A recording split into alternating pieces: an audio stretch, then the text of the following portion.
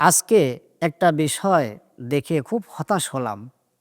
ইরানে যখন আক্রমণ করা হচ্ছে, আয়াতুল্লাহ আল খামিনিকে হত্যা করা হয়েছে, এই খবর যখন প্রচারিত হয়ে গেল, আরব দেশের বিভিন্ন জায়গাতে কিছু মানুষ আনন্দ উৎসব করছে, বিজয় মিছিল বের করছে।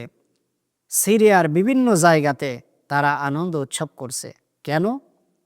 আয়াতুল্লাহ আল খামিনিকে হত্যা করা হয়েছে এই সংবাদটা শোনার পর তাদের মধ্যে এত আনন্দ, এত উৎসাহ, এত উদ্দীপনা। আমাদের বাংলাদেশের কিছু মানুষের চুলকানি শুরু হয়ে গেছে। আয়াতুল্লাহ আল খামিনি তারা তো শিয়া, তাদেরকে মারলে আমাদের কোনো সমস্যা নাই। তবে আমি তাদেরকে একটা কথাই বলতে চাই, ইরান শক্তিশালী দেশ, তাদেরকে যখন মারা হবে এরপরে বাঁচবে পাকিস্তান এবং তুরস্ক। এছাড়া শক্তিধর মুসলমান আর কোনো দেশ নাই। তুরস্ককে যখন মারা হবে, পাকিস্তানকে যখন মারা হবে, এরপরে বাঁচবে বাংলাদেশ। বাংলাদেশের যেই সমস্ত মানুষেরা আকীদা নিয়ে দ্বন্দ্ব, আকীদা নিয়ে মতভেদ, তারা শিয়া, আমরা সুন্নি, আমাদের কোনো সমস্যা হবে না। ইরানকে মিসাইলের পর মিসাইল, ড্রোনের পর ড্রোন দিয়ে আক্রমণ করা হচ্ছে, তারপরেও আল্লাহর রহমতে এখনও তারা টিকে আছে। তাদেরকে যখন নিঃশেষ করে দেয়া হবে, পাকিস্তান যখন শেষ হয়ে যাবে, তুরস্ক যখন শেষ হয়ে যাবে, এর পরবর্তী টার্গেট কিন্তু আমাদের বাংলাদেশ। এজন্য মুসলমানদেরকে এখনই সময় ঐক্য হতে হবে।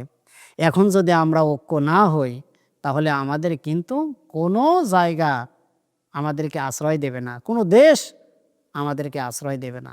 বিষয়টা মাথায় রাখতে হবে।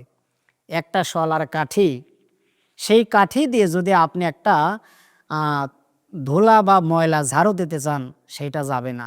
যখন 10টা 20টা শলার কাঠিকে এক জায়গায় বেঁধে ঝাড়ু দেবেন, সেই ময়লাটা দূরে চলে যাবে। আজও বিশ্বের মধ্যে যতগুলো মুসলিম দেশ আছে, এখনও যদি তারা একসাথে একজোট হয়ে আমেরিকার বিপক্ষে দাঁড়িয়ে যায়, আমেরিকার ক্ষমতা নাই মুসলিম দেশদেরকে বা মুসলিম রাষ্ট্রকে তারা আক্রমণ করবে। এজন্য আসুন, আল্লাহ তাআলা বলেছেন, ওয়াতাসিমু বিহাবলিল্লাহি জামিআ, তোমরা আল্লাহর রজ্জুকে, আল্লাহর দ্বীনকে, আল্লাহর কোরআনকে তোমরা শক্তভাবে আঁকড়ে ধরো। অথচ সেই আল্লাহর রশি, আল্লাহর কোরআন, আল্লাহর দ্বীনকে আমরা শক্তভাবে আটকে না ধরে পরস্পর আমরা খালি মতভেদের উপরে আছি।